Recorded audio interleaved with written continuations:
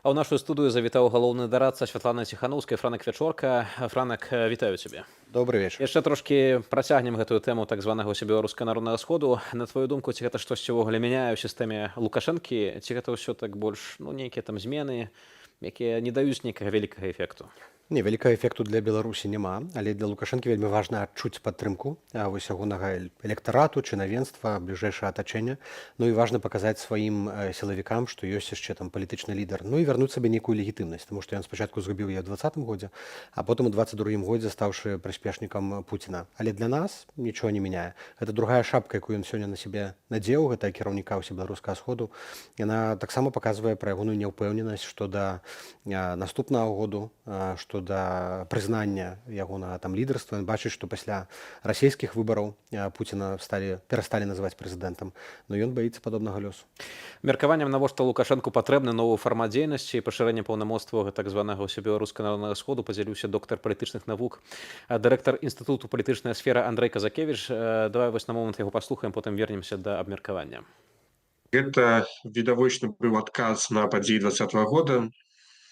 І мяркуецца, прынамсі, што ў нейкай крызіснай сітуацыі, напрыклад, на выбарах перамагае нехта не той, ці, скажем, парламент выходзіць з-пад кантролю, ці яшчэ нешта такога кшталту здараецца з заканадаўчай уладай, будзе орган, які легітымна зможа адмяніць іх рашэнне,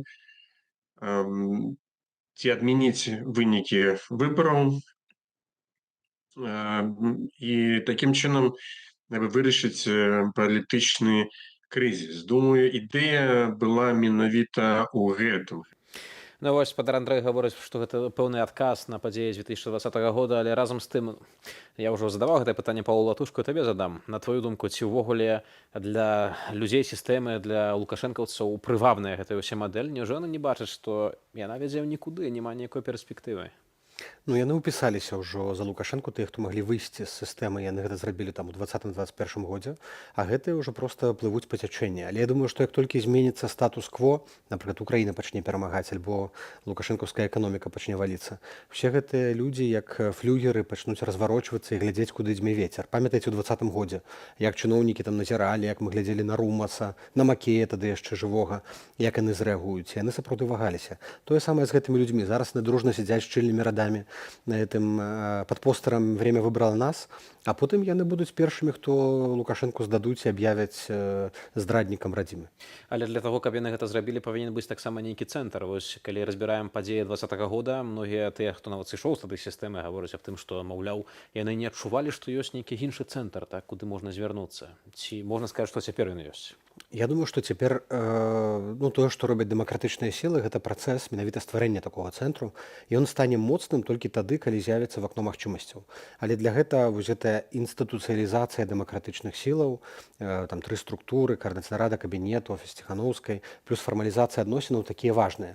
Яно, можа быць, цяпер выглядае як гульня ў такую там віртуальную там будучыню, але ў момант слабасці Лукашэнкі гэта будзе адзіная альтэрнатыва, якая зможа прэтэндаваць на ўладу, акрамя магчымых прарасійскіх сілаў, якія паспрабуюць разыграць сваю карту. Таму так важна зараз працаваць на міжнароднай арэне, змагацца за прызнанне дэмакратычных сіл, іх легітымізацыю, бо сітуацыя будзе мяняцца. Яна будзе мяняцца і для Пуціна, яна не будзе такой вечнай. Ну і Лукашэнка, нямоглы чырвоны, ён жа таксама разумее, што мацнець ягоная ўлада не будзе. Таму ён зараз, як сёння казаў, што я гатовы перадаць яе, але калі буду ўпэўнены, што там все, што я зрабіў, не знікне, гэта ён праектуе ў галаве ў сябе кожны месяц. Ён разумее, што можа зваліцца там з інфарктам любы дзень. Ну і ён баіцца, што і ён, ягонае атачэнне, ягоная спадчына, так, яна адразу будзе здраджана. Ён гэта адчувае. Таму ён не давярае нават тым, каго пасадзіў гэтую залю сёння. Мне найбольш запомніліся яго словы з 20-го года, калі ён быў на завозе МЗКЦ і казаў, што пакуль вы мяне не заб'еце, новых выбараў не будзе. Напэўна, гэта быў такі момант шчырасці, бо тое, што ён там не хоча трымацца сінімі пальцамі, часта гэта чуем, нешта падобнае было і сёння. Калі ж кажам пра альтэрнатыву і пра дзейнасць на міжнародным полі, вось ёсць такая цытата: «Мы жывем у няпростыя часы, калі простых рашэнняў Нядосыць. У тым ліку з такімі словамі звярнулася абраная прэзідэнтка Беларусі Святлана Ціханаўская да ўдзельнікаў саміту спікераў парламента ўкраіны еўрапейскага звязу. Саміт гэтымі днямі праходзіць на іспанскай Мальорцы.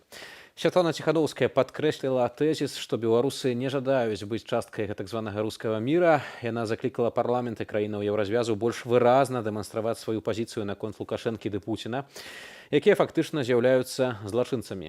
Таксама Ціханаўская нагадала пра важнасць спрыяць еўрапейскаму выбару беларусаў, прапанавала ствараць групы падтрымання дэмакратычнай Беларусі ў сваіх парламентах і ладзіць адмысловыя слуханні.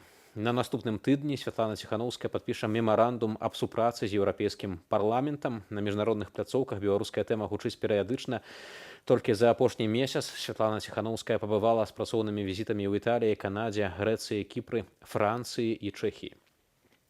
Франак, вось калі мы бачым інфармацыю пра гэтыя візіты, вельмі шмат выступаў, сустрэчаў з палітыкамі, сустрэчаў з мясцовай прэсай. Аднак беларусы задаюць пытанне, ці мае гэта ўсё вось нейкі сэнс, ці гэта не пераўтвараецца ў нейкую такую дзейнасць віртуальную. Ну, вядома, мае сэнс. Ёсць практычнае вырашэнне пытанняў такія, як візы. Тое, што беларусы працягваюць атрымліваць візы, хоць і вельмі доўга, хоць это становіцца вельмі цяжка, але ў параўнанні з расейцамі, у якіх такой магчымасці няма. Гэта таксама вынік працы. Выдаванне дакументаў замежніка, якія ўжо 8 краінаў змянілі свае працэдуры, і мы змагаемся, каб іншыя краіны развязу таксама пачалі выдаваць дакументы, не патрабаваць апастыляў. Гэта таксама практычнае пытанне. Падтрымка незалежных медыяў. Вось Канада, напрыклад, да візіту яны не толькі санкцыі прынялі, але выдзелілі $1 000 000 канадскіх даляраў для падтрымкі незалежных медыяў. Так, гэта невялікая дапамога, але, можа быць, яна пару рэдакцыяў выратуе, напрыклад, і дапаможа ім перажыць гэты складаны год. Ёсць неабходнасць нагадваць, што Беларусь гэта не Расія, таму што калі не рабіць гэтай дзейнасці, нас вельмі хутка запішуць у адзін кошык з Расіяй, таму што все рыхтуюцца да глябальнай вайны. Беларусь бачыць як пагрозу, бачыць праз прызму лукашэнкаўскага рэжыму. І тут з'яўляецца Ціханаўская, якая кажа, не, але ёсць яшчэ іншая Беларусь, якая змагаецца, таму Беларусь это не страчаны кейс, не будуйце жалезную заслону. І яны пачынаюць думаць, ну, можа, і сапраўды даць яшчэ шанец беларусам. Таму гэтая дзейнасць надзвычай важная, можа быць, нават больш важная, чым у 2020-2021 годзе, паказваць дзве розныя Беларусі, адстойваць нашы інтарэсы і правы і будаваць кааліцыю, якая нас падтрымае. А калі сітуацыя пачне мяняцца, все гэтыя кантакты, тэлефонныя нумары прэм'ераў і прэзідэнтаў, яны сыграюць нам у плюс. Уявіць сабе, калі там падае ці знікае рэжым Лукашэнкі, все ўжо тэлефоны, кантакты ёсць добрыя. Беларусі імгненна здымаюць санкцыі, Беларусь адкрываецца еўрапейскаму звязу, адкрываецца мяжа, і гэта дазволіць нам вельмі хутка і без асаблівых стратаў прайсці транзітны перыяд. Можа быць, это не на сёння, можа быць, это не на гэты, не на наступны год. Але такі момант рана ці позна наступіць, нам трэба да яго быць у добрай форме. Разам з тым, таксама ёсць такі аргумент, што ў Беларусі ўнутры нічога не змяняецца і нават становіцца горш. Вось праваабаронцы сказалі, што ад пачатку гэтага года у іхных спісах толькі больш за 1000 чалавек, якія былі затрыманыя з палітычных матываў. Рэальна там можа быць значна большая лічба. Ёсць палітвязні, працягваюцца рэпрэсіі. Зрэшты, нават калі на межы паглядзець, няма, напрыклад, чыгуначнага злучэння, няма з Беларусі з іншымі дзяржавамі, так акрамя Расіі. І ёсць шмат такога наракання, такой крытыкі, наўпрост, што, маўляў, у Святланы Ціханаўскай яе каманда не атрымліваецца нічога зрабіць для беларусаў унутры краіны. Ну, трэба разумець, чаму закрываюцца межы, чаму няма чыгуначнага злучэння, паглядзець, што робіць Лукашэнка. Ён робіць усё, каб эскаляваць крызіс адносіны з захадам, ён набірае новых палітвязняў, і ён стварае пагрозы для нашых суседзяў. Ідзе вайна, нашыя суседзі рыхтуюцца да вялікай вайны, рыхтуюцца, што Расія пойдзе далей на краіны Балтыі. Беларусь спрымаюць менавіта ў гэтым кантэксце. Таму калі мы ацэньваем сітуацыю ў Беларусі, мы павінны гэты кантэкст таксама улічваць, разумець. Што мы можам тут зрабіць, гэта максімальна адрозніць сябе ад расейцаў, аддзяліць сябе ад расейцаў. І гэта атрымліваецца. Все-таки умовы ў дачыненні да беларусаў і да расейцаў розныя. Беларусы могуць расплачвацца банкаўскімі карткамі. В Расіі такого няма. У Беларусі працуюць замежныя заходнія сацыяльныя сеткі. у рассіі гэта заблокавана. Расейцы ездзяць на шопінг у Беларусі ў рэшце-рэшт. Я не ведаю, гэта добра ці кепска, хутчэй усё кепска. Вось, але гэта паказвае, што беларусы умовы для беларусаў яны не такія кепскія, і Беларусь яшчэ не ўдалося Лукашэнку загнаць у татальную ізаляцыю, хаця ён да гэтага вядзе. Яшчэ адзін цікавы момант, які вось быў заўважаны на саміце спікера Украіны еўрапейскага звязу на Малёрцы. Падышла спікерка парламенту Кіпру да Святланы Ціханаўскай і распавяла пра тое, што у ейнай краіне акурат шукаюць нейкія актывы рэжыму Лукашэнкі, так якія могуць быць на гэтай выспе.